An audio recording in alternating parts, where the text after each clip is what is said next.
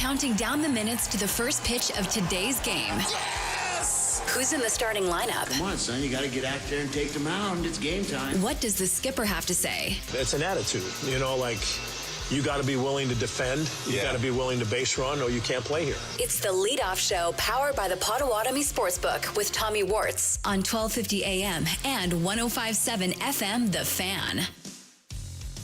Welcome into the leadoff show live from the 1250 AM, 105.7 FM, The Fan studios, powered by the Potawatomi Sportsbook.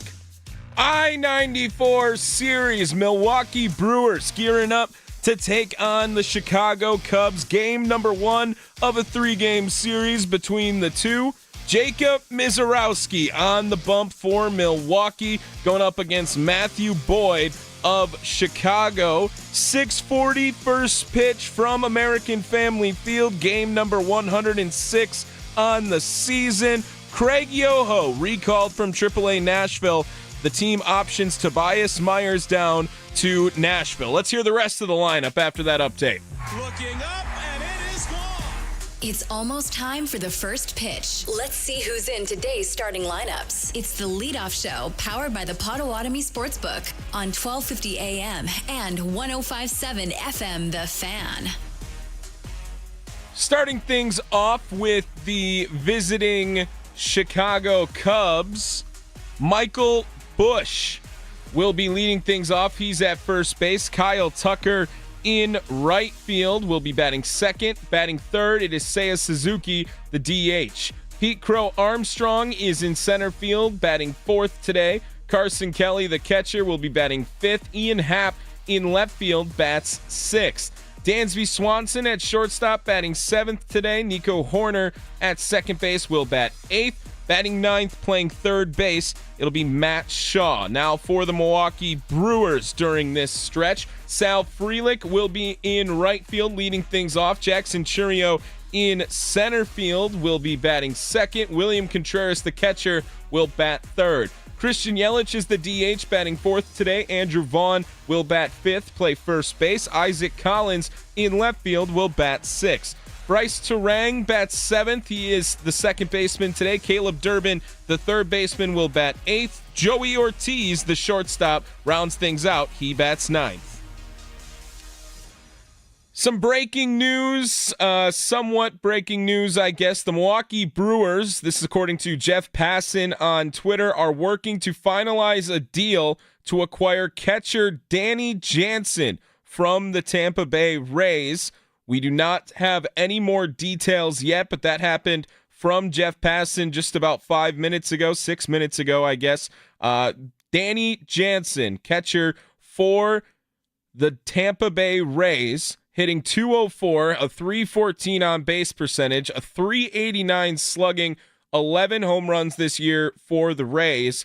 He's also a graduate of Appleton West High School, in case you guys were wondering about that. But he's been in the big leagues for a little bit. That is literally just developing here. Once we have the full trade details, I will let you know. But according to Jeff Passan, Brewers acquiring Danny Jansen from the Tampa Bay Rays. He is a backup catcher. I assume that is the role they intend to use him in Milwaukee. It is the leadoff show live from the 1250 AM, 105.7 FM The Fan studios, powered by the Potawatomi Sportsbook. One more thing before we get to the rewind.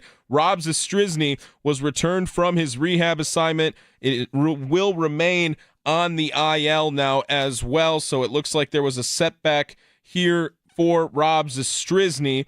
Looking at what we have here, it seems like there is some sort of prospect going over now. Just the one prospect. Danny Jansen for one prospect. I will get you that name once we get there. Sparky's right. I get too attached to these guys now, so I cannot wait to hear who it is because I'm scared. It better not be any top 30 guys. I can't imagine it will be for Danny Jansen. Brewers underwhelming weekend for the Miami Marlins series. However, yesterday went a little bit better. Let's go over it. Did you miss the last game? Did you miss what was said after the last game? It's time to rewind. It's the leadoff show powered by the Potawatomi Sportsbook on 1250 AM and 105.7 FM, The Fan. It was Brandon Woodruff going up against Yuri Perez of Miami, and in the first inning, that's when we saw Miami strike first. That was via a Kyle Stowers single that would bring Xavier Edwards home to score. Kyle Stowers, I mean, that guy turning into a Brewer killer at this point. Jumping ahead to when the Brewers would get their first run on the board, you had to wait until the third inning of the game. However, that's when this guy, Jackson Chourio, would increase his hit streak now to 20 games, a career high for Chourio. We'll have more on that in a second, but here is Jackson Chourio's double. Pitcher Perez and Chourio down the left field line, sinking fast. It is fair, and a big bounce. Haas winding it up. Here he comes, and he will score. Jackson Chourio with an RBI double. 20-game hit streak now for Jackson Chourio. Only other players to have a 20-game hit streak in franchise history for the Milwaukee Brewers. Paul Molitor, Davey May Paul Molitor's was 39 games. Davey May, 24 games. Ryan Braun at 23 games. Cecil Cooper at 22 games. And Corey Hart, the only man with two 20-game hit streaks in Milwaukee Brewers history, a 22-game hit streak and a 20-game hit streak. If everything goes well, Jackson Chourio may be a chance to get on the board in second place at the end of the week. A home run given up in the fourth by Woodruff would be the last run the Brewers would allow in the contest. Then it became a pitcher's duel for most of this game. In the bottom of the eighth inning, we see the Brewers start to get something going. Jackson Chourio would start things off with a ground rule double. William Contreras, a fielder's choice, where Chourio then was thrown out trying to get to third on the ground ball to shortstop. Kind of some bad base running. We saw Yelich strike out, but Blake Perkins came in to run for William Contreras. He would steal his way over to second base. That became vital after Andrew Vaughn. Center field. On the run, Myers at the track. It's off the base of the wall. It bounces up, hits the bottom of the rail back there. It's an automatic double. Yes, an automatic double. I don't think they technically call them ground rule doubles anymore. They only call them automatic doubles. But that run only scores because Blake Perkins was able to get to second base, and Andrew Vaughn continuing to have a monster stint with the Milwaukee Brewers. When he was acquired on June 13th, he's joined the team on July 7th. Since then, he's batting .341, 3 home runs, 14 RBIs in 13 games as a Brewer. He has a 1,076 OPS right now. Absolutely on a tear. Then in the ninth, we saw Trevor McGill come shut things down after a strikeout, a flyout, gave up the double to Sanoa. He would get Dane Myers to fly out to right field. In the bottom part of the ninth inning, Eric Haas a single, Bryce Terang a double. They would intentionally walk Jackson Chourio. Blake Perkins is the hero of the game. Perkins, center field, that'll get it done! Scored as a hit! In comes Haas, and the Brewers walk off the Marlins! Blake Perkins delivers in the clutch! Very clutch from Mr. Blake Perkins, his second career walk-off. It was his first at-bat of the game. Brewers would win 3-2. The victory goes to Trevor McGill, and the loss heading to Miami's very own Connor Gibson. Is that what his name was? Cade Gibson. Sorry, Cade Gibson. McGill now is 3-2 on the season. Gibson, it was his fifth loss. He's now 2-5. Who was the MVP of the last game for the Crew? Who stood out the most? Let's find out. It's the Leadoff Show, powered by the Potawatomi Sportsbook on 1250 AM and 105.7 FM. The Fan. Couple of nice performances from the Milwaukee Brewers yesterday. Obviously, Brandon Woodruff's final line looks great, where he had 6 innings of work, just 2 earned runs, 6 strikeouts. He did walk someone, finally. Had 3 walks in the game. First time that's happened all season long. But you got to give some love to Blake Perkins, as he had a monster hits. The stolen base was massive for them as well. He spoke to the media after the game here. FanDuel Sports Network interview was great, but this is the post-game availability in the locker room. Here is Blake Perkins after the walk-off. Blake, to come up in that spot, just kind of take me through what's going through your mind, what your approach was in that at-bat. Well, seeing it was my first at-bat, I just was trying to put the ball in play because that's really all that situation calls for. Try and be not over-aggressive, be patient, and honestly, it reminded me so much of a couple years ago, my first walk-off, that I just thought it was like some sort of poetry in motion, coming up, the guy in front of me gets walked and bases loaded, lefty, anyways, that was pretty much it. Just Murph gave me some confidence, told me, drive the ball the other way, don't worry about the curveball and stuff inside, and I just tried to do that as best as I could and had some success today. What did it mean to you to have Murph talk to you like that? I mean, he seemed emotional about that. Yeah, man. I mean, he's a good man, and it was awesome. Just to have someone that you respect and look up to you, give you some words of encouragement before you go up there is pretty cool. But the stolen base too, the stolen base, and then you come around and score that time run. How good does it feel to contribute that way too? Awesome. A couple days ago in Seattle, I pinch ran, and I felt like I should have taken a little bit more risks in that situation, and I didn't want to feel that way today. So I try to just be big, deep breath, and trust. I've been doing this long enough. I know the situations, and just have confidence in myself. And again, 2 years ago, the same thing. I pinch ran, got to second, scored on a single. So it was just really, really weird. Deja vu, I guess. Is that more nerve-wracking or more difficult, maybe, the pinch running than coming up to bat for your first at-bat? No. The at-bat, that situation is definitely more nerve-wracking in my mind. I think the stolen base, the nerves come just like, I don't want to get thrown out here, so I have to pick the best pitch to go on. And luckily today I felt pretty calm, and Julio's over there helping me out a lot. So yeah, it was good. What about Andrew coming through again when he gets that opportunity? I mean, he seems to do it every time he's called upon. No, Vonnie's been really good, and it's really cool to see, honestly. I've watched him play the last however many years with the White Sox, and I got to play with him a little bit when I was rehabbing in Nashville before he got called up, and I think everyone just loves his success. And again, it's like our kind of baseball, right? Everyone, different people come in clutch every other day, it seems. And today was partially my turn and more of him. With everything you went through the last 5 months, just how much more satisfying does it make moments like this? And is it stuff that still goes through your mind when you come up in these situations? Definitely appreciative of the moment and of the success. You're right, it's been a long, long road, and I don't feel like I'm way behind, but I do feel like, this is the middle of the season for a lot of these guys, and I'm kind of coming in late. So it's just great to come through for the guys, and just appreciating these moments a little bit more. Until what was it, Friday? That was the first time I played here since last postseason. So it's just cool to be back. What are you expecting for this Cubs series?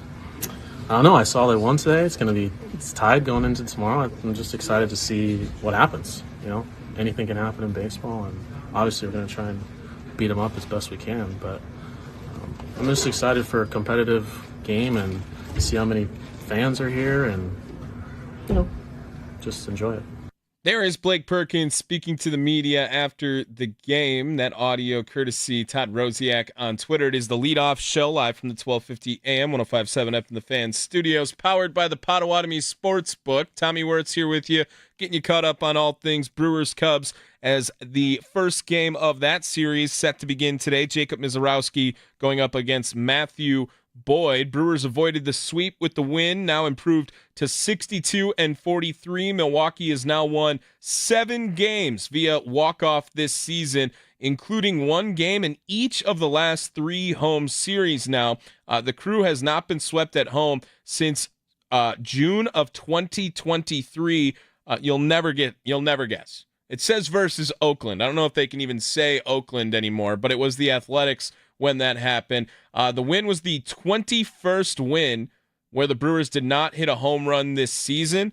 They are 21-21 in games when they do not hit a home run this season. That is the best record in baseball with that stat. No one else is 500 right now at this time. Andrew Vaughn had the game-tying double in the 8th. He's been on fire, as we mentioned during this stretch. Jackson Chourio, the 20-game hit streak with the RBI double in the 3rd inning. That Ryan Braun 20-game hit streak, the last time we saw one, that was back in 2011. That was a 23-game hit streak during that stretch. At Bryce Terang, he played some shortstop for the first time in this game, has not played a game at any other defensive position since 2023 either. Brandon Woodruff, however, he was great. It was 61 straight batters he faced without allowing a walk. That is a quality start in the game. It's his 3rd in 4 starts since coming off the IL now as well. 40,000 fans there yesterday, too. It was a great atmosphere at American Family Field. Pat Murphy spoke to the media after the game as well. We'll pick his brain a little bit after we hear it. Here is the manager, Pat Murphy, after the 3-2 victory over Miami. What did you think of not only that at from Perk, but the contributions with the stolen base that ended up being pretty big? Sometimes there's so much more, you know what I mean? It was emotional for me to see Perk come through right there. I mean, that was huge. Why was it emotional for you? Just because you know everything he's gone through the last few months and everything, trying to work his way back? Yeah, he was out for 5 months. Yeah. We had a lot of things not go our way today. We had some 106 and 107 get caught, and credit to the Marlins first and foremost. I mean, they played incredibly. They played tough. They pitched tough. They did a lot of great things, and they beat us straight up. They beat us in the series straight up, and they were better this weekend. There's no question about it. And it's a great lesson for our young players. You don't always beat the team because they don't have the record. You guys all know that. You've been following it a long time, but. Yeah, to come back and win today with guys not on their best part of their game sometimes, and have the backups come in and do such a great job. You can, Haas scored a run early and then got a big base hit and caught a great game. Ashby kind of ended that rally with just getting guys on the bases. What makes him such an effective guy in terms of those pickups? He's not. Okay. I don't know if you noticed it, but he bounced both of them. Yeah. But you had the alertness to know when to throw it to set. We tell him to do that. Okay. Yeah. Strike that from the record. Okay. That question. Was it called on the yes. meeting? That's what it's like. They're both called. No offense to Ash, we love him. He's great. He's ours. Murphy talked about Vaughn last night too. It comes through again today. Is this simply a case of benefiting from a change of scenery, or what are you seeing in him that's allowing him? Yeah, I would never denounce any scenery in any other organization. I just wouldn't. I really believe, be careful. You know what I mean? And just because the White Sox haven't been in playoffs in a few years, but doesn't mean they're not a great organization. And I mean that sincerely. It's just Vaughn had been there and had been through it and done well, and then was in a tough spot, which people can get in. Look at our players. There's guys that are in tough spots, and they're looking to develop their organization, and guys like Vaughn that they're not producing, they're standing in somebody else's way, a young guy, to get him the experience, not necessarily to play better, just get him the experience. So we were alert enough. Our front offices should be lauded for that, because they're alert enough to say, hey, we can get a guy that could turn into something. And what has it done? This kid is, he's one of those 106s that got caught, and he also hit a double and a single and in clutch situations. And, yeah, along with Collins, 4 great at-bats, Yelly had Chourio. Chourio's been really good. And Yelly had some good at-bats today, and that's good to see. That ball he hit the center, how does that not a homer in American Family Field? Really? 105 at, what was the launch? Did we get that? 29 or something. 105 at 29. Yeah, 29. That's a homer usually, right? The last time you saw the Cubs, they had a pretty good lead on you. It won't be the case tomorrow. Just what kind of atmosphere are you expecting out there? Yeah, I'm not even. When these guys go to sleep tonight, I'll think about the Cubs. And I might be asleep before then. Do I fall asleep before you sometimes? Sometimes. Yeah, sometimes. Do I snore? Thanks. One time you snored. No, I never did. One time you did. I snored? Once? Yeah. You snore sometimes. Do you know that? Yes, my mom told me. Murph, might it keep you from getting some sleep tonight? Just what? Might it keep you from getting some sleep tonight? Just planning for a big series like that? I'm too old to stay awake at night. You know what I mean? I wake up early, but nothing's going to keep me from sleeping tonight. These two guys, that's it. Because they'll want to stay here and go hit and then go to the water park. You guys know we had a water park back here? No, we don't have access. We got a water park in the back. You just got to go deep in the back. There's a water park back there, isn't there? Isn't there? It's not a water park. It's just a pool. There's 3 pools. You know where it is, right? Yeah. There is Pat Murphy speaking to the media after the game. It is the leadoff show, that audio courtesy of FanDuel Sports Network. All highlights courtesy of FanDuel Sports Network as well. Leadoff show, Tommy Wortz here with you, getting you caught up on Brewers Cubs. And the latest development now here as the return for the Tampa Bay Rays in the Danny Jansen trade. It appears to be Yadhir Aranamo. And that seems like quite the haul for Danny Jansen to me. Not that it is a top 10 prospect in the Brewers organization. He was ranked 24th according to MLB Pipeline. I think you could have made a case for him to be a top 20 prospect for the Milwaukee Brewers. He's 21 years old. He was at Class A Wisconsin, so all the Appleton listeners, I'm sorry. Arenamo is going to be gone now. He led the Brewers in hits in the minor leagues. Had 109 hits this year. He was batting .297 in that stretch as well, too. Seems like a pretty decent prospect to give up for Danny Jansen. I don't know where the bidding started, at how it went down, but that is the latest development. If you just missed it, Brewers making a trade. Danny Jansen, catcher of the Tampa Bay Rays, for Yadhir Aranamo. One of the better hitting prospects this year for the Milwaukee Brewers in the farm system. I'm kind of shocked at that return. I did not expect it to be something that big for Danny Jansen, who is hitting sub 210 right now with a sub 700 OPS. I'm quite shocked. I'm quite shocked by the news. Almost upset, almost, but not quite. Maybe the Brewers see something that we don't for that with Danny Jansen. I wonder what that means for Eric Haas, how they're going to get that deal done. If someone's going down, if Danny Jansen's going to go down, I can't imagine he's not going to be on the big league roster after all this, but sure seems weird. Maybe it was a Jefferson Cuero type move to get another guy into a AAA catching position if they need one. I don't know, but Yadhir Aranamo gone from the Milwaukee Brewers. 24th prospect, according to MLB Pipeline, for Danny Jansen of the Tampa Bay Rays in the latest development on the trade deadline. Not anything too crazy to report on the trade deadline yet for the Milwaukee Brewers, but I'm sure that will change very, very soon. We'll take a quick break. On the other side, we'll hear what the manager, Pat Murphy, has to say. We'll hear from Craig Counsell as we have a little bit of sound from Mr. Counsell over in Chicago. They are in Milwaukee today, but obviously the manager of the Chicago Cubs speaking earlier today. We'll have Building a Winner later on today. Austin Herdina going to join us at 6 o'clock. Drew Wagner joins the show at 6:15. It is the leadoff show live from the 1250 AM, 105.7 FM The Fan studios, powered by the Potawatomi Sportsbook.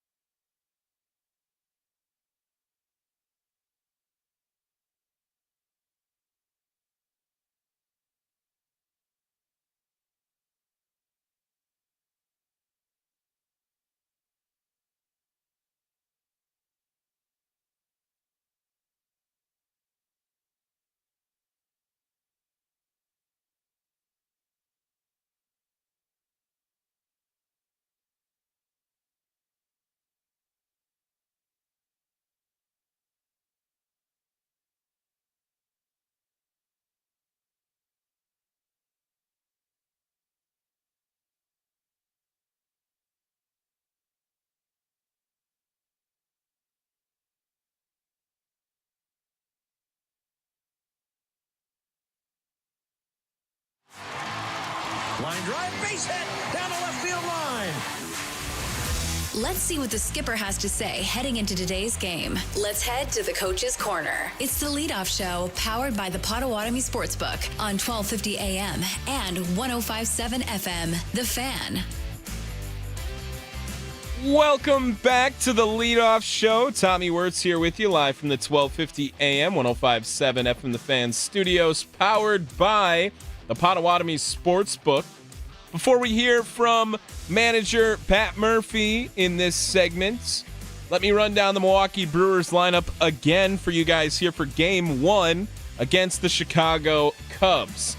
Sal Frelick will lead things off in right field. Jackson Chourio in center field will bat second. William Contreras, the catcher, will bat third. Christian Yelich is the DH, batting fourth today. Andrew Vaughn at first base will bat fifth. Isaac Collins in left field will bat sixth. Bryce Terang at second base bats seventh today. Caleb Durbin, the third baseman, batting eighth. Joey Ortiz, the shortstop, rounds things out. He will bat ninth for the Crew. Couple of the top records in the National League squaring off today. Chicago and Milwaukee both 62 and 43, both a half a game away from having the best record in baseball behind the Toronto Blue Jays at 63 and 43. Pat Murphy spoke to the media earlier today. Drew Wagner, our Brewers insider of Forbes Sports, so kind to send it over earlier as well. He will join the show at 6:15 today. If you are waiting to hear from Mr. Drew Wagner, he will be on the leadoff show as he is each and every day.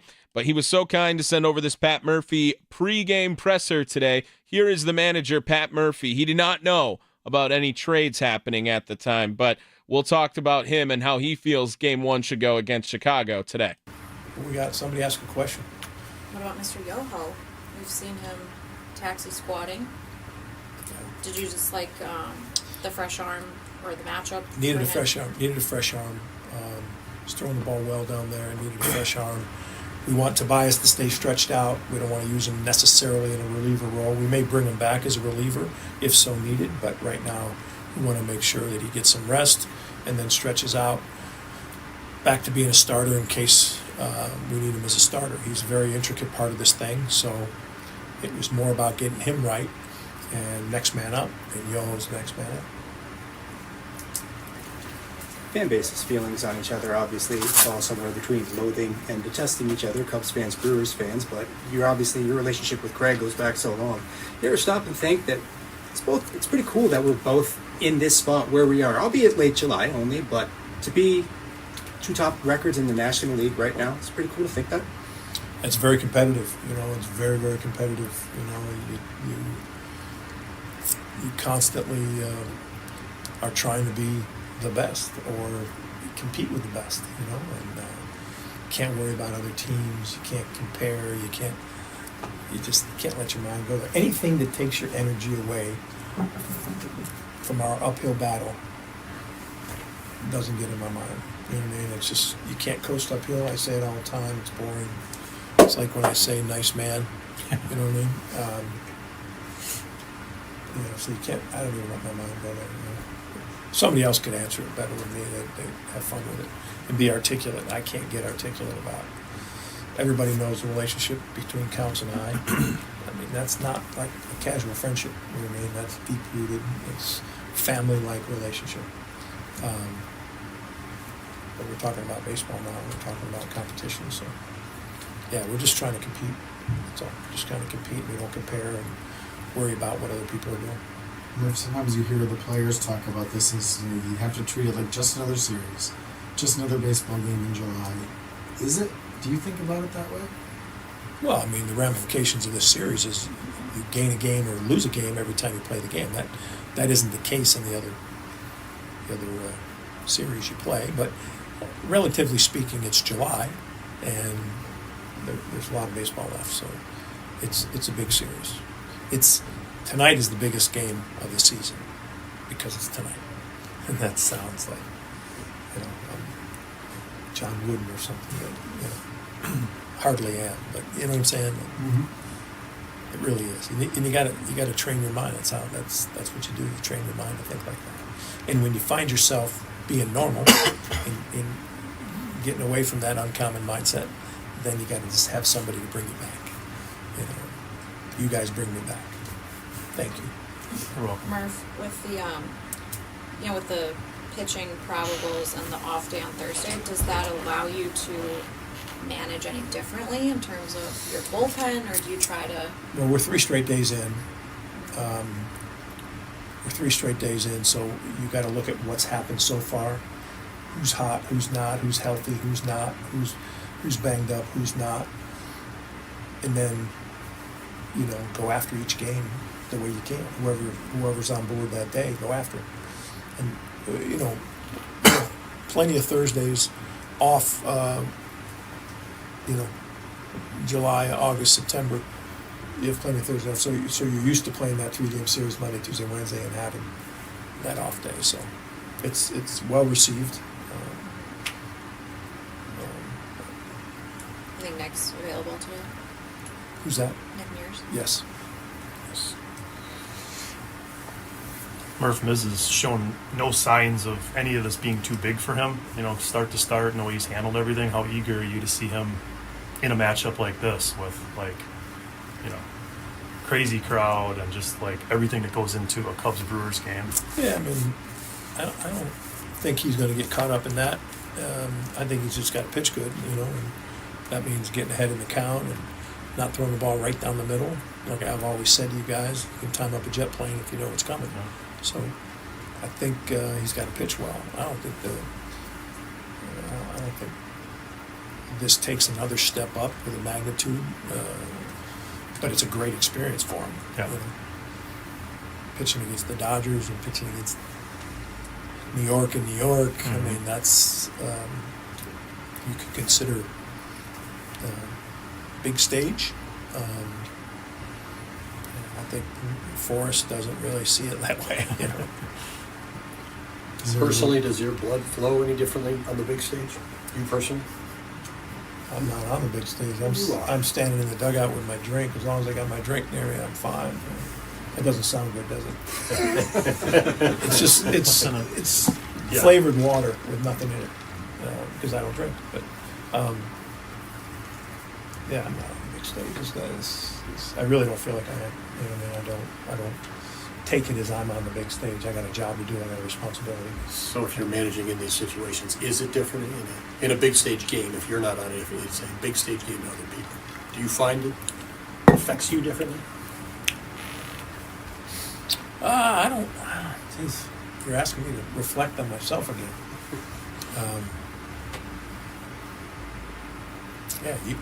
The biggest thing you learn is you can't squeeze it too tight.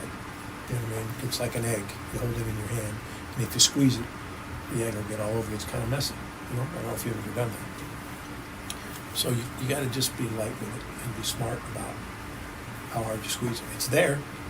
You know what I mean? You don't want to drop it, but you can't squeeze it too tight. So I think that's kind of how I go about it. I got a job to do. I have a responsibility to the guys in the room to take the information and follow how it's going and take into consideration all the things we do. And then,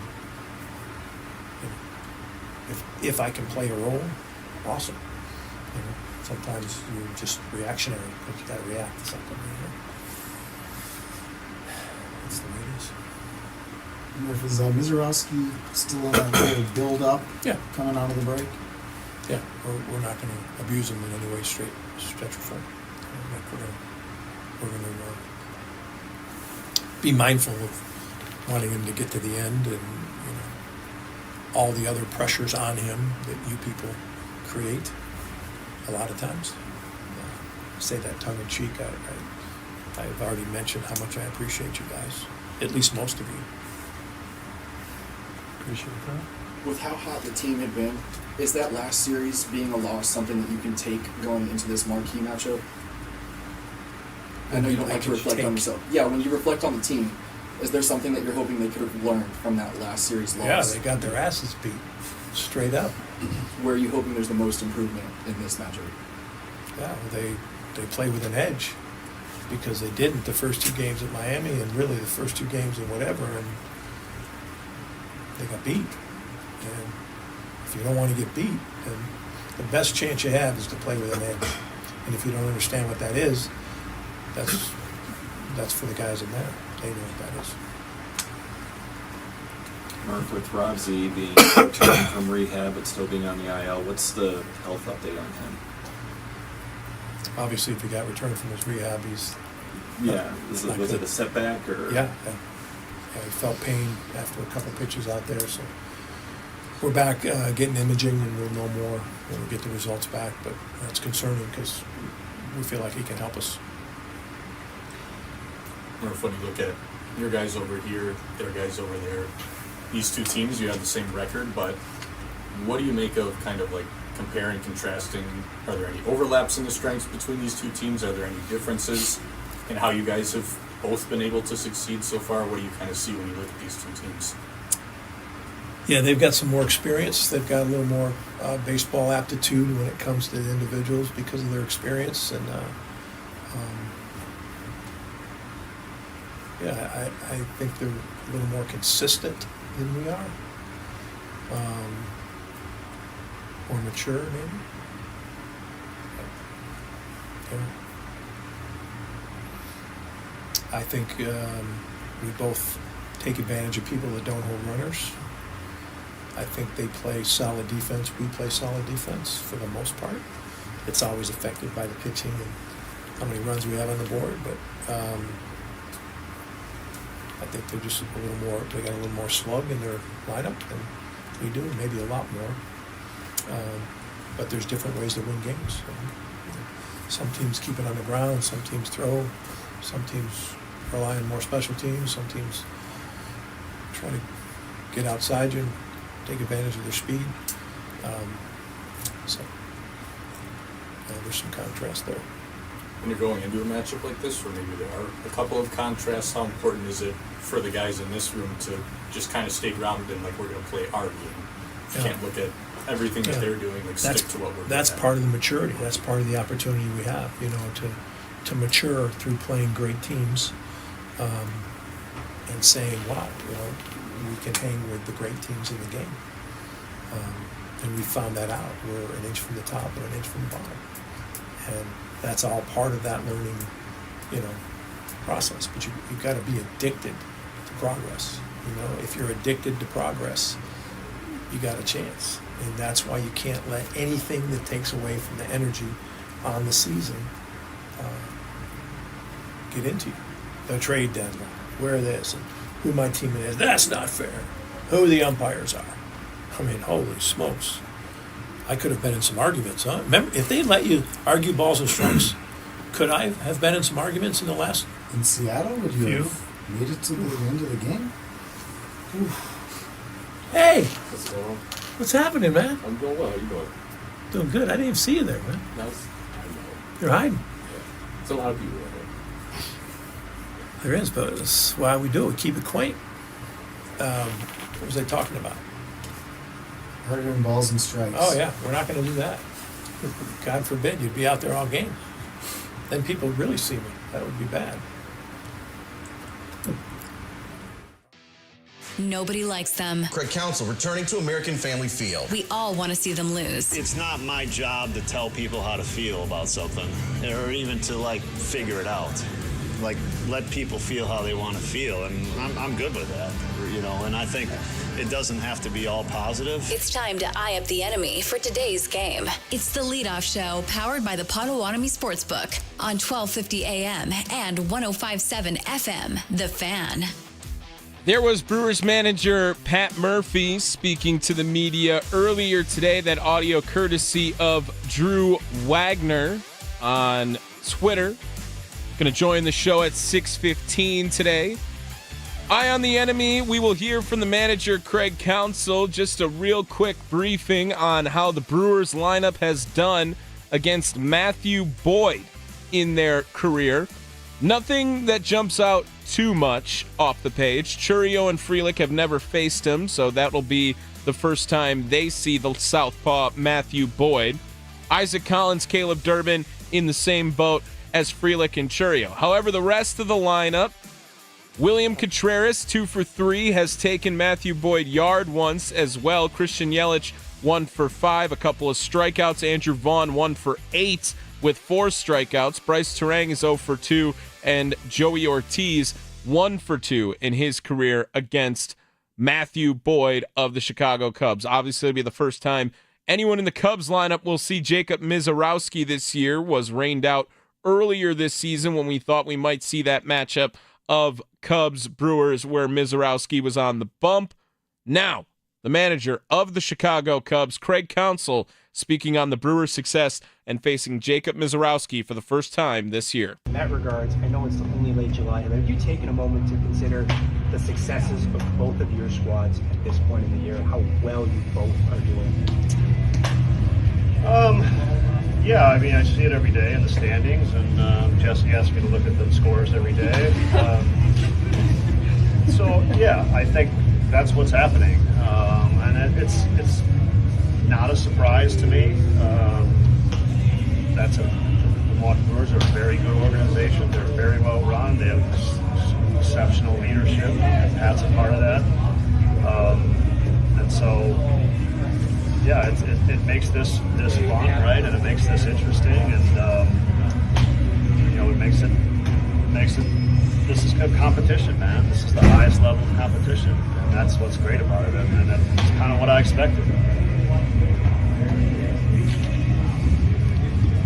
With Misiorowski, you guys prepped thinking you were going to see him and then didn't. Is anything looking different as you prep for him a month later or whatever it is? What stands out to you? Yeah, no, I don't think anything's different. I mean, I think it's a unique arm, man. I mean, it's it's low release, great extension with huge velocity. That's the kind of unicorn of pitchers that makes him very, very hard to hit. This will be our first time for our guys, and I mean, it's a great arm. I mean, I don't know, that's it. So that. Our job is to get the right pitches to hit and do something with them. When you have that type of stuff, you're not going to get as many of them, and it's harder to square it up. So that's why he's having success.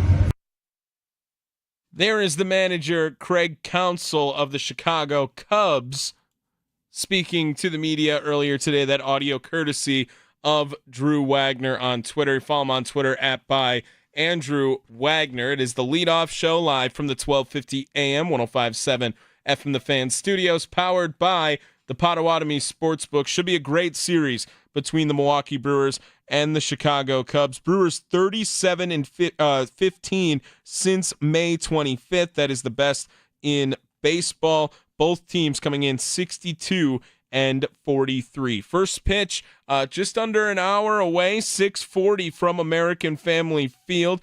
Game number 106 on the season. Jacob Misiorowski against Matthew Boyd for Game 1 of Cubs Brewers. We'll take another break here. On the other side, we'll talk about our Building a Winner feature presented by Iron Workers Local 8. Take a look around the minor leagues as it got shaken up a little bit today. If you'd missed any of the news earlier in the program, Brewers finalizing a trade for Tampa Bay Rays catcher Danny Jansen. In exchange, Yadier Arenamo of the Wisconsin Timber Rattlers this year will be the lone prospect sent over in that deal. We'll talk to Drew Wagner about that trade at 6:15. Austin Herdina, some of our best bets we can get over at the Potawatomi Sportsbook, will join the program at the top of the hour. It is the leadoff show live from the 1250 AM 105.7 FM The Fan studios, powered by the Potawatomi Sportsbook.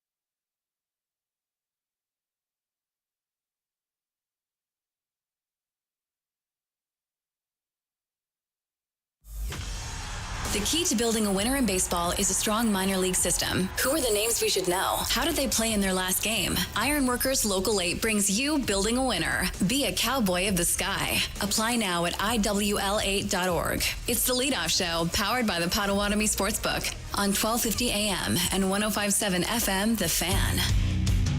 Yes, time for another Building a Winner feature presented by Ironworkers Local 8. Thanks again to Ironworkers Local 8 for being a part of the leadoff show all season long. Before we take a look around the minor leagues, let me run down Milwaukee's lineup for Game 1 against the Chicago Cubs in case you missed it earlier in the program. Sal Frelick in right field will lead things off. Jackson Churio in center field will bat second. William Contreras, the catcher, will bat third. Christian Yelich is the DH, batting fourth today. Andrew Vaughn, the first baseman, who will bat fifth. Isaac Collins is in left field, batting sixth. Bryce Terang at second base bats seventh today. Caleb Durbin, the third baseman, will bat eighth. Joey Ortiz rounds things out. He is the shortstop, batting ninth.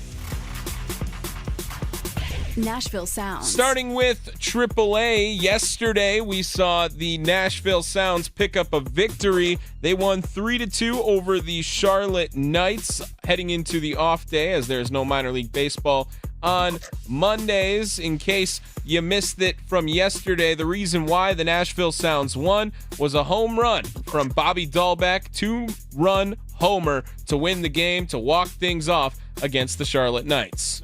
2-1. Swung on, drilled, deep down the left field line. Is it fair? It's fair. It's gone. Sounds win. Bobby Dahlbeck walks it off. Jared Oliva, 2 for 3 with a home run in yesterday's game as well. We saw Bobby Dahlbeck with the 2-run shot with 1 out. The Sounds were down by a run. 6-game series against Charlotte. Bobby Dahlbeck was 8 for 24 with 4 home runs. That's a 1,200 OPS during that stretch. And they are now 4 games out of first place in the International League West Division with the off day coming up today. Let's head to Double-A. Biloxi Shuckers. The Biloxi Shuckers lost 3-2 to Rocket City yesterday. Xavier Warren 1 for 3 with an RBI in the game. Biloxi 13-14 in the second half. Second place in the South Division, now 3.5 games back in the Southern League. Alex Cornelli, 4 innings pitched, 1 earned run, 4 strikeouts in yesterday's contest as well. Single A. Wisconsin Timber Rattlers. Biggest news, in case you missed it, Yadhir Arenamo, who was the best player probably for the Timber Rattlers this year, was the number 24 prospect. According to MLB Pipeline in the Brewers organization, was traded today for Danny Jansen, catcher for the Tampa Bay Rays. We'll see where he might end up from there. And losing 8-1 yesterday to the Quad City River Bandits, that is Kansas City's High A affiliate. 9-21 right now in the second half for the Timber Rattlers. It has been a lot of downhill from here. They're 8.5 games back in the West Division as of right now of the Midwest League. Carolina Mudcats. Mudcats pick up another win. They are 2.5 games up in the North Division, 19-9 in the second half of. They picked up their victory over Kannapolis. Jose Anderson, 2 for 4 in the game, and Ethan Dorchis recorded 4 scoreless innings out of the bullpen. He got the save because of that in the 4-0 victory over Kannapolis. In his 7 games right now for the Mudcats since his promotion on June 16th, Dorchis has a 1.11 ERA, 3 earned runs across 24 1/3 innings, has 28 strikeouts in that time as well. Has done a fantastic job coming up from rookie ball all the way to the Carolina Mudcats as well. No complex league anymore, as we found out that season last week, I believe it was, came to an end. They are 30-30. That's where the Brewers Complex League finished up, and the Dominican Summer League off day is on Sunday. Nothing else to report. An update because there was a couple of changes in MLB's Pipeline's top 100. That there are a few names that moved around. Jesus Made is the number 1 prospect in the Brewers organization still. He's number 7. Luis Pena is at number 32, the number 2 prospect in the Brewers system. Cooper Pratt at number 37 will be the Brewers' number 3 prospect. 65 for Jefferson Cuero, as he is number 4 in the Brewers system. Logan Henderson still at number 5. He is the 80th ranked prospect in all of baseball. This is where things get a little different here. Bishop Letson jumps up to the number 6 prospect for the Brewers in their farm. Luke Adams at number 7 is currently in the AA level. Braylon Payne at number 8 is right now in for the Carolina Mudcats. Marco Dinges is number 9 right now, and Luis Lara jumping into the top 10 for the Brewers. An updated MLB Pipeline top 10 rankings there for the Brewers farm. This Building a Winner feature presented by Ironworkers Local 8, building Milwaukee's future one beam at a time. Coming up, we're going to talk to Austin Herdina over at the Potawatomi Sportsbook. Get you some of the best bets for tonight's game against the Chicago Cubs.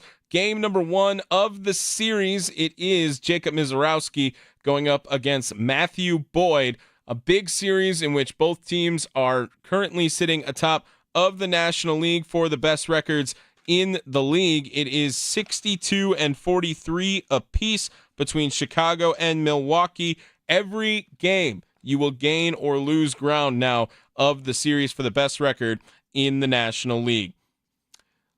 It's the leadoff show live from the 1250 AM, 105.7 FM The Fan studios, powered by the Potawatomi Sportsbook. Austin Herdina over at Potawatomi comes up next.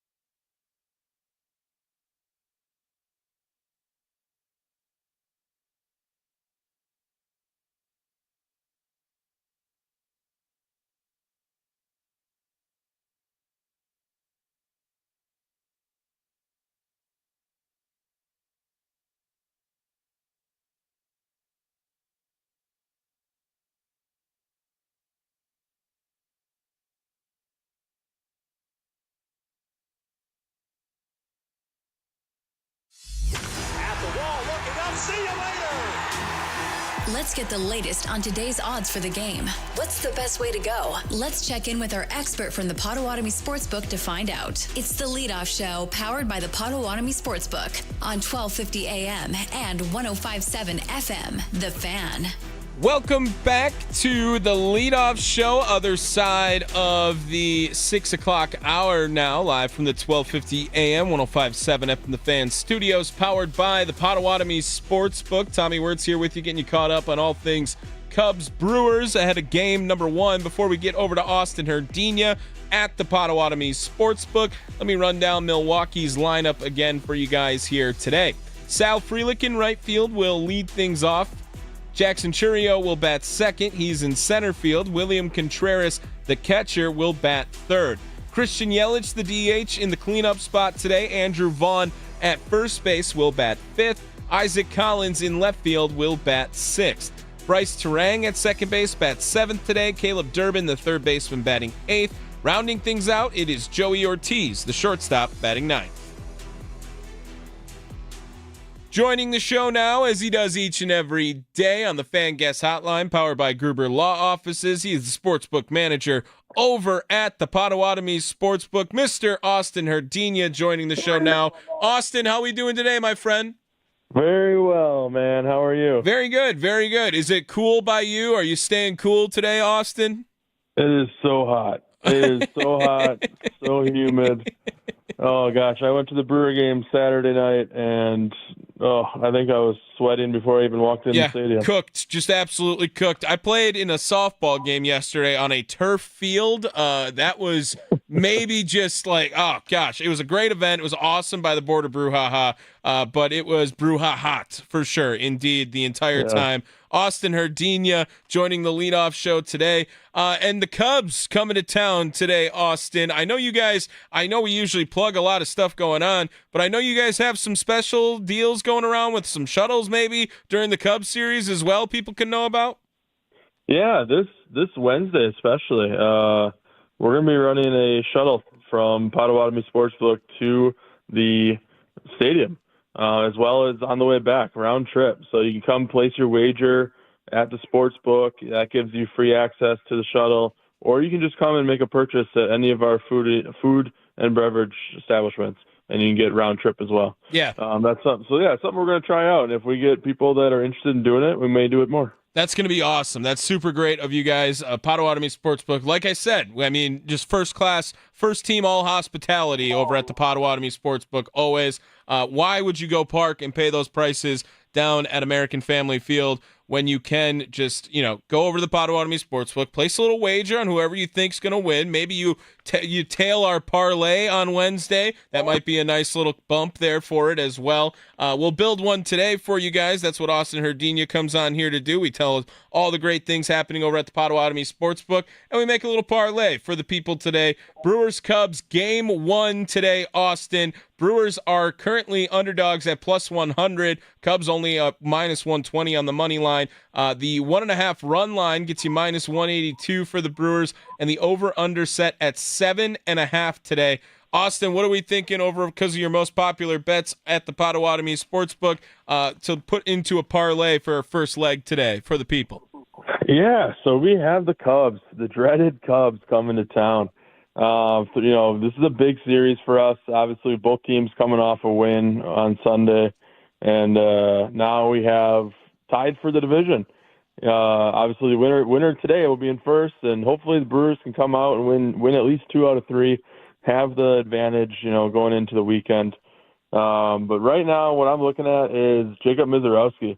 The line that we have for him for his total outs recorded is 14.5. So if you take the over on that at 15 or more, you're saying that he's going to pitch 5 innings. Mm-hmm. And, I think that as long as he's pitching well, he will. I don't really understand his last start, why he didn't go very long. So maybe there's more to it. Sounds like they're trying to preserve him as long as they can. They're worried about the innings number because of how many innings he pitched last year, and what they're trying to do this year is really only get him 30% more innings, is what I've heard here. So maybe preserving him in a game against the Mariners allows him to go for more against the Cubs today, Austin. Absolutely. Yeah, I understand that mindset, but this is a huge game. Yeah, huge game. It's a huge game. If you can't let the guy stretch out at least 5 innings if he's pitching well, I don't know what we're doing. So we're going to take over 14.5. We're going to say he's going to get through at least 5 innings. Okay. Jackson Churio, is it 20 hits in a row? 20 game hit streak. Yep, 20 game hit streak for Churio now. Yeah, we're going to hit 21 on that. Nice. So Churio to get a hit, Mizorowski over 14.5 outs. And I'm liking an alternate line on the Brewers. Brewers minus 1.5. I think the Brewers are going to win this game today by 2 or more. You put those 3 together, you're getting plus 410. Ooh, okay. I like it. Well, the Brewers minus 1.5. If you alternate line that, it is plus 205 over at the Potawatomi Sportsbook. So we're going to alt line it to there. And then you put that in a parlay with Jackson Churio to record a hit and Jacob Mizorowski to record over 14.5 outs. It pays plus 410 over at the Potawatomi Sportsbook. I like that. Moving the line around on us today, Mr. Herdina. Austin Herdina joining us from the Potawatomi Sportsbook and has a nice little parlay made up for you guys here. Austin, what else? How was the weekend over at Potawatomi over the last couple of days? We didn't get to talk about Saturday or Sunday night. And what do you guys got coming up that people should know about? Absolutely. Before I get into that, the odds actually just bumped up to plus 430. I so see even that. better for us. Yeah, now. nice. Even better odds on Miz 14.5 outs, Churio a half a hit, and the Brewers minus 1.5 run line. Nice call there, Austin. Plus 430 now. Yeah. What's going on? I mean, gosh, it's this Thursday, first NFL preseason game of the year. And it's from what I hear is that every Thursday now, the rest of the year, we have football. Whether that is NFL or college football, we're going to have a game every Thursday the rest of the year. So that's exciting. Fantasy football. You got people that are listening that are into fantasy football and want to have a great experience and have your fantasy draft at our sportsbook. We are selling packages right now that are like unbelievable value. For $49.95 a person, and that includes tip, tax, everything, you are getting a awesome space to have your draft, whether it be upstairs in our mezzanine, the second level, or if you want like a VIP booths together and stuff. For your group of 10 to 14 guys, however many people are in your team or in your league, yeah, we're going to have food and drink, and we have all these packages right now. If you want to go to Potawatomi.com, go to Sportsbook. You'll see information about it. If you follow us on social media, we have a post that went out today about it. So feel free, go there, fill out the information form. That will come to me, and then I will contact you about hosting your draft. Wow, just $50 a person to go upstairs, Austin? Yeah, wow. And it includes a ton of food and drinks.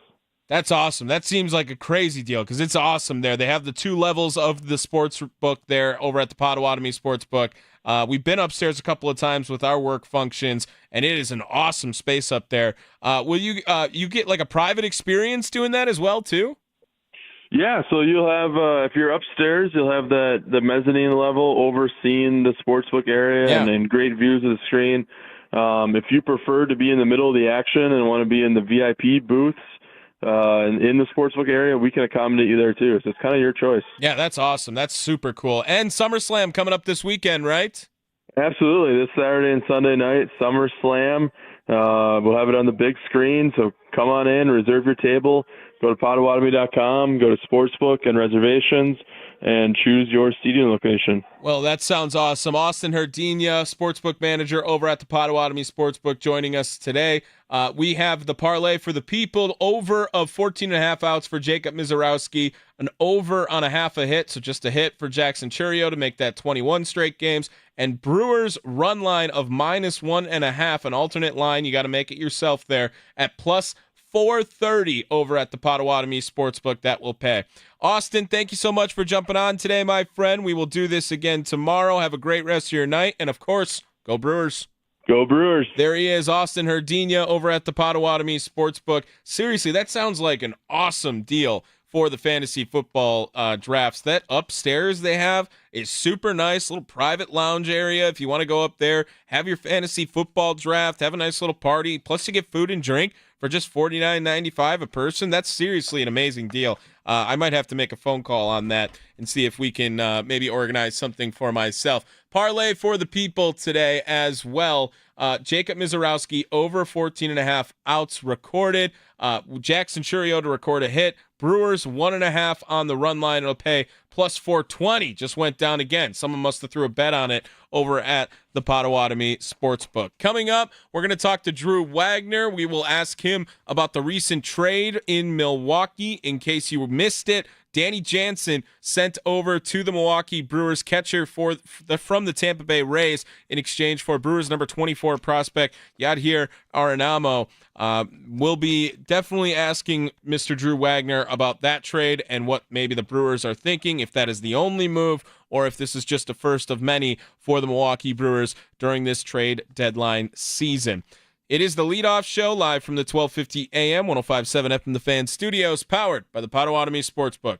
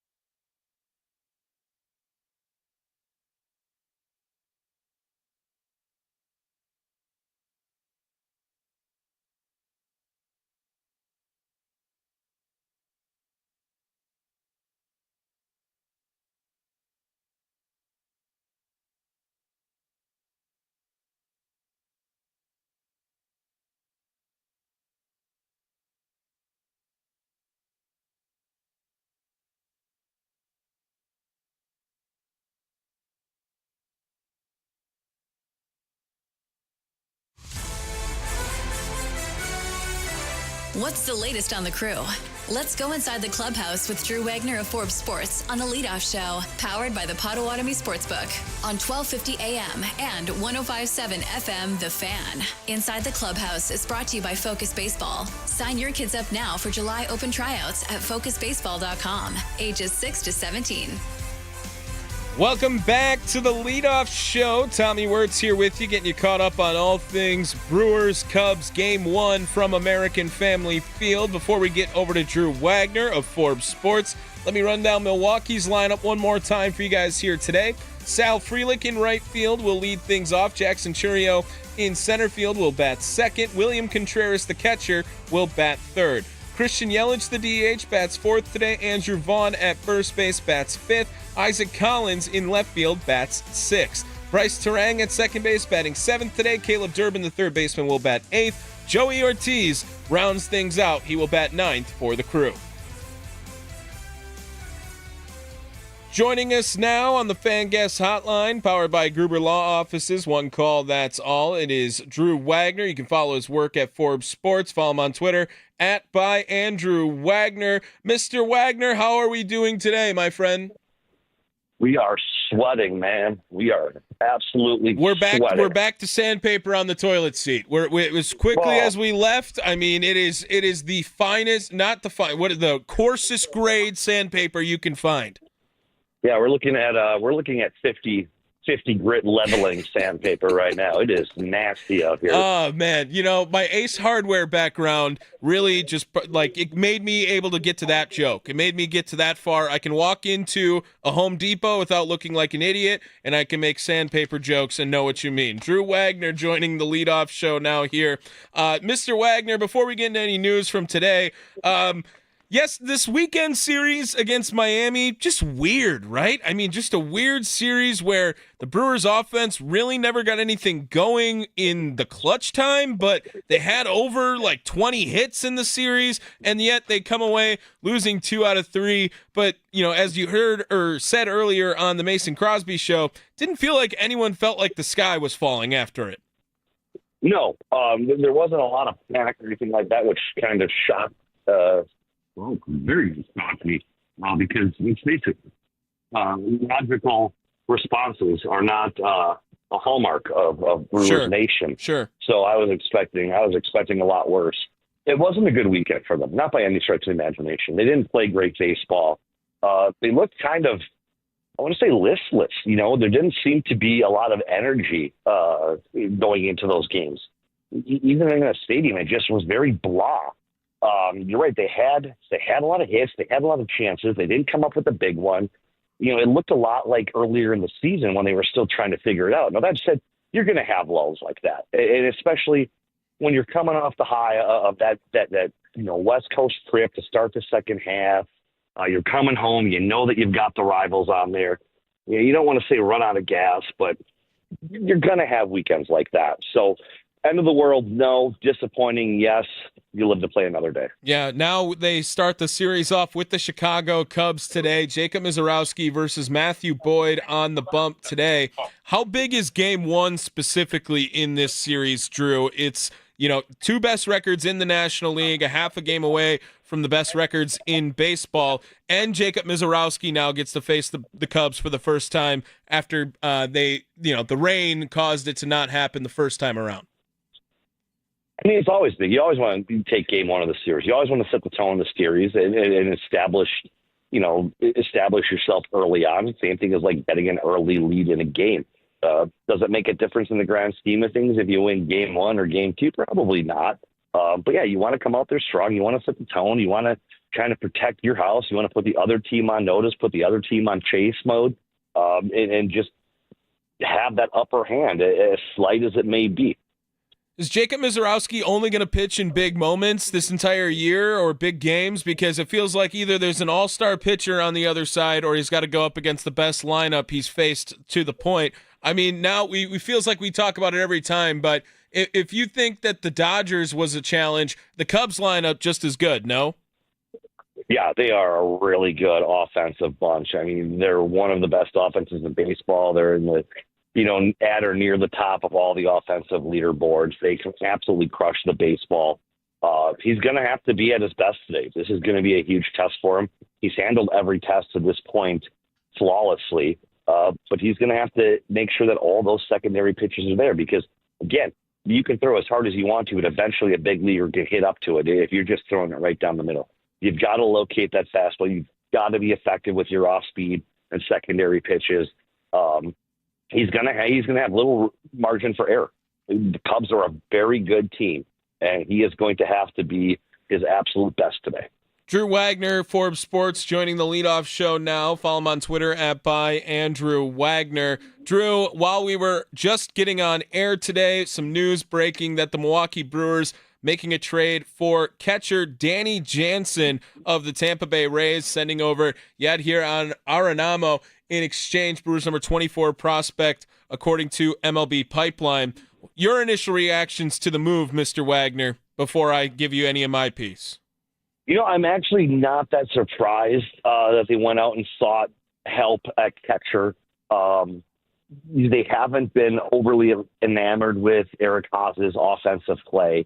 I know Danny Jansen isn't going to be the big name bat that everybody was hoping for, but having a reliable option behind Contreras is definitely something that they were probably keeping their eye on. Danny Jansen's a guy that I actually liked a couple of years ago before the Brewers went out and got Contreras. I thought would be a good fit in this organization. Also an Appleton native, so it's a little bit of a homecoming for him. He had some good numbers in the past with Toronto. Not so great this year with Tampa Bay, but does have a pretty respectable OPS against left-handers. Gets on base a ton against lefties. The average isn't that great, but he got off to a really awful start and is still clawing his way out of it. He's been a little bit better the last couple of weeks. So it's an insurance policy right there, especially if you have to continue giving Contreras some time DHing instead of behind the plate and Haas until his bat gets going. They've got to have some other option there because they don't have much behind them at AAA in case someone does get hurt or they do have a need. Yeah, and how much of this Contreras injury do you think weighed in on the move for the Brewers? Because we've been talking about it for some time, that the finger has been broken or the hand has a problem with William Contreras. The Brewers getting that insurance policy, do you think that's a big reason why that they factored in getting a catcher at this point? I'm sure it played into the conversation. Was it the underlying driving factor? I don't know. I think the lack of production from Eric Haas had more to do with the decision to seek another backup catcher than anything else. And what happened? What do you think happens to Haas? They're going to go 3 catchers, or does Haas have options? I don't know if he does. I assume it's a DFA. He's been in the league. I don't think he's got options because that was the issue last year. They couldn't bring him up. So not really sure how it's going to play out. We haven't even heard anything official yet. Nothing from the club. So I'm sure that once it becomes official and the medicals are done, we'll talk to Matt Arnold and have a better idea of how this is going to shake out. Okay. All right. Drew Wagner joining us, Forbes Sports. You can find his work. You can find his Twitter at @ByAndrewWagner. And how now, with a trade falling for the Milwaukee Brewers, do you think that they are currently showing they are active, they want to continue to make some moves, or do you think that this was kind of the move that the Brewers were making, just adding that insurance policy, like you said, at the catcher position? Well, I think they're still going to be active. I mean, they still want to shore up that bullpen. They need some help back there. They need some fresh arms, and they did get one today by adding Craig Yoho back in, so that helps a little bit. But you still have a couple days to go. You're still going to see the Brewers are going to be making their phone calls and doing their due diligence. I'm sure there's areas that identified, bullpen being one of them. You're probably still looking for some pop. Whether or not that's out there, whether or not a deal gets done remains to be seen. But no, I don't think this is going to be their one deal. And let's talk about that transaction today. Craig Yoho being recalled from AAA Nashville. Tobias Myers sent back down to Nashville. And we heard in the pregame sound you were so kind to send over that it was really to get Tobias Myers back on track to become a starting pitcher, get him back in that rhythm. Do you think that was weird language from Pat Murphy? Do you think that there is a plan for Tobias Myers in a starting rotation in the future with Milwaukee? Or do you think they're trying to get him ready and show that he can be a starting pitcher to maybe be a more enticing person to trade at the deadline? It could be a little all of it. I mean, you can never have too much starting pitching, especially starting pitching that has minor league options and roster flexibility. That's very important to have. That's the key to depth. It's not so much just having a lot of pitchers. It's having pitchers with options. I think you definitely want to get him back stretched out. He's been working a lot of one-inning things. You want to get him back to being able to throw a couple of innings if you need it. He could return in a relief role and pitch multiple innings. But when you're only going out there and pitching one every time you're out there, you kind of, I don't know what the right word is, you'll get a little bit of shrinkage there for Seinfeld fans. They want to keep him stretched out and have that option to use him as a starter if they need it. Hopefully they don't, because that means something went wrong. But it's never bad to have that, in your back pocket. And yeah, you're right. Maybe it does make him more attractive on the trade market. I'm sure that has something to do with it too. Drew Wagner joins us on the Leadoff Show each and every day. Make sure you follow his work at Forbes Sports and at the Fan Milwaukee. You can follow him on Twitter at by Andrew Wagner. Drew, thank you so much for jumping on today. We'll do it again tomorrow. Have a good rest of your night, my friend. Sounds good. Take care. There he is, Drew Wagner, jumping off there. Follow him on Twitter again, at by Andrew Wagner, if you want to get some of the latest on him. My favorite report, my sources tell me, Drew Wagner, this is, the Brewers made this trade just to piss off Sparky. Yeah, I think that's great. I think that's an awesome reporting there from Mr. Drew Wagner. How does the Crew win today's game? Who needs to step up? Let's find out with the keys to the game. It's the Leadoff Show, powered by the Potawatomi Sportsbook on 1250 AM and 105.7 FM, The Fan. Keys to the game, how we always end every leadoff show.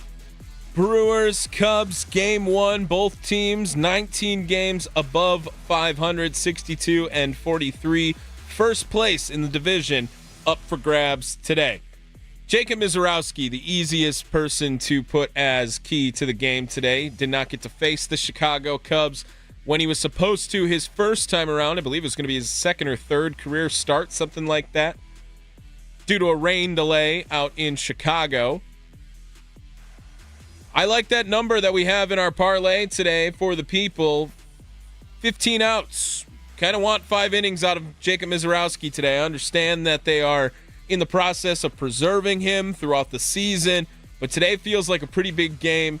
It's going to be packed at American Family Field. Going to be a lot of Chicago people there, as there usually is too. But Jacob Mizorowski, if you can just stay the course, be who you've been all season long, that feels like today is huge in the success for the Milwaukee Brewers. Jacob Mizorowski, 5 innings, today's key to the game.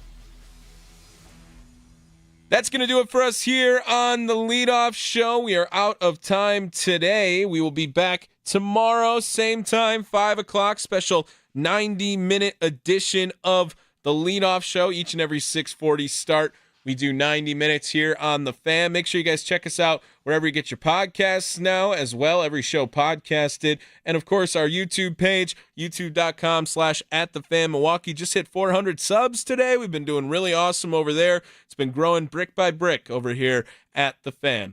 Live from the 1250 AM, 105.7 FM The Fan studios, powered by the Potawatomi Sportsbook. Tommy Wortz been with you for the last hour and a half. I'll be back tomorrow at 5 o'clock. Don't forget, send them home.